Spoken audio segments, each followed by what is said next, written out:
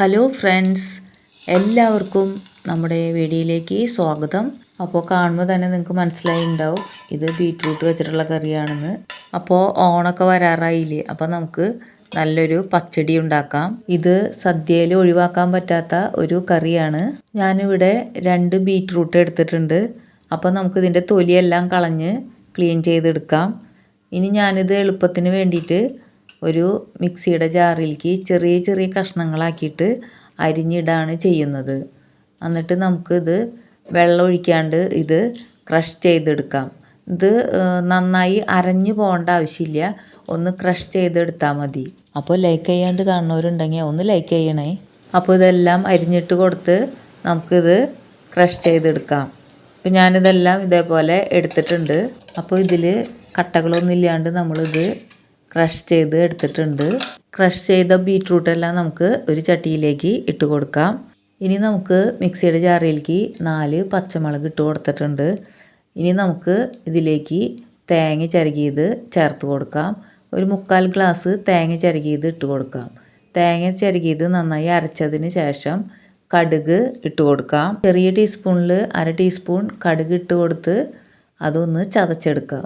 എന്നിട്ട് നമുക്കതൊരു പാത്രത്തിലേക്ക് മാറ്റി വയ്ക്കാം. തേങ്ങ അരയ്ക്കുമ്പോൾ അരിയാൻ ആവശ്യമുള്ള വെള്ളം മാത്രമേ അതിൽ ചേർക്കാവൂ.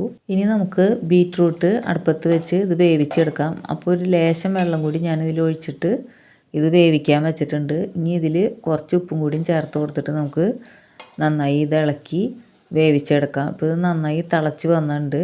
ഇതിലെ വെള്ളമെല്ലാം കംപ്ലീറ്റ് വറ്റി കിട്ടണം. ഇപ്പോൾ നമ്മുടെ ബീറ്റ്റൂട്ടെല്ലാം വെന്ത് വന്നിട്ടുണ്ട്, ഇതിലെ വെള്ളമെല്ലാം വറ്റിയിട്ടുണ്ട്. ഇനി നമുക്ക് ഫ്ലെയിം ഓഫ് ചെയ്ത് വെക്കണം.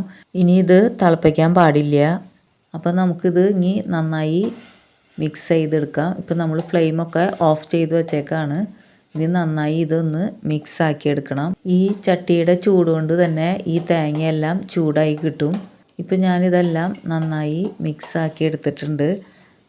ഇതേപോലെയാണ് നമ്മൾ മിക്സാക്കി എടുത്തേണ്ടത്. അപ്പോൾ ഇതേപോലെ വെള്ളം ഇല്ലാണ്ടാണ് നമുക്ക് കിട്ടേണ്ടത്. ഇനി നമ്മൾ ഇതിലേക്ക് ചേർത്ത് കൊടുക്കേണ്ടത് തൈരാണ്. നല്ല കട്ട തൈര് 1/2 ഗ്ലാസ് തൊട്ട് 3/4 ഗ്ലാസ് വരെ നമുക്ക് ചേർത്ത് കൊടുക്കാം. 3/4 ഗ്ലാസ് തൈര് കട്ടയെല്ലാം ഉടച്ച് ഇതിലേക്ക് ചേർത്ത് കൊടുത്ത് നന്നായി മിക്സാക്കി എടുത്തിട്ടുണ്ട്. ഈ സമയത്ത് ഉപ്പ് നോക്കി പാകത്തിനുള്ള ഉപ്പും കൂടി നമുക്ക് ചേർത്ത് കൊടുക്കാം. ഇതിലേക്ക് താളിച്ച് ചേർക്കാൻ വേണ്ടിയിട്ട് ഒരു ചട്ടി അടുപ്പത്ത് വെച്ച് നമുക്ക് അതിലേക്ക് വെളിച്ചെണ്ണ ഒഴിച്ച് കൊടുക്കാം. വെളിച്ചെണ്ണ ചൂടാകുമ്പോൾ നമുക്ക് ഇതിലേക്ക് 1 ടീസ്പൂൺ കടുക് ഇട്ട് കൊടുക്കാം. കടുക് പൊട്ടി വരുമ്പോൾ നമുക്ക് ഇതിലേക്ക് കറിവേപ്പില ചേർത്ത് കൊടുക്കാം. പിന്നെ നമുക്ക് ഒരു വറ്റൽമുളകും കൂടിയും ഇട്ട് കൊടുത്ത് ഒന്ന് ഇളക്കി കൊടുക്കാം. ഈ സമയത്ത് ഫ്ലെയിമൊക്കെ ഓഫ് ചെയ്ത് വെക്കണം, അല്ലെങ്കിൽ ചിലപ്പോൾ കരിഞ്ഞു പോകാൻ ചാൻസ് ഉണ്ട്. അപ്പോൾ നമ്മളിത് നന്നായി ഇളക്കി കറിയിലേക്ക് ഒഴിച്ച് കൊടുക്കുകയാണ്. അപ്പോൾ നമുക്കിത് കറിയിലേക്ക് ഒഴിച്ചതിന് ശേഷം ഇതിൻ്റെ എല്ലാ ഭാഗത്തേക്കും ഒന്ന് ആക്കി കൊടുക്കാം. അപ്പോൾ നമ്മുടെ നല്ല ടേസ്റ്റുള്ള ബീറ്റ്റൂട്ട് പച്ചടി ഇവിടെ റെഡി ആയിട്ടുണ്ട്. അപ്പോൾ നമ്മൾ സദ്യയൊക്കെ വിളമ്പുമ്പോൾ ഇത് നല്ല കളർഫുള്ളായിട്ടിരിക്കും. ഇനി ഈ കറി ഇത് ഇരുന്ന് കുറച്ച് നേരം കഴിയുമ്പോൾ ഒന്നും കൂടി ഇത് തിക്കായിട്ട് വരും. ഇലയിൽ നമ്മളിത് വിളമ്പുമ്പോൾ ഇത് ഇലയിൽ നിന്ന് ഒഴുകി പോകാൻ പാടില്ല. അതേപോലെ കട്ടിയിലായിരിക്കണം നമ്മുടെ കറി ഇരിക്കേണ്ടത്. നിങ്ങളുടെ അഭിപ്രായങ്ങളെല്ലാം കമൻറ്റിലൂടെ അറിയിക്കണേ. അപ്പോൾ വീഡിയോ ഇഷ്ടമാണെങ്കിൽ ലൈക്ക് ചെയ്യണേ, ഷെയർ ചെയ്യണേ, സബ്സ്ക്രൈബ് ചെയ്ത് സപ്പോർട്ട് ചെയ്യണേ. അപ്പോൾ അടുത്ത വീഡിയോയുമായി വീണ്ടും കാണാം. Thank you for watching.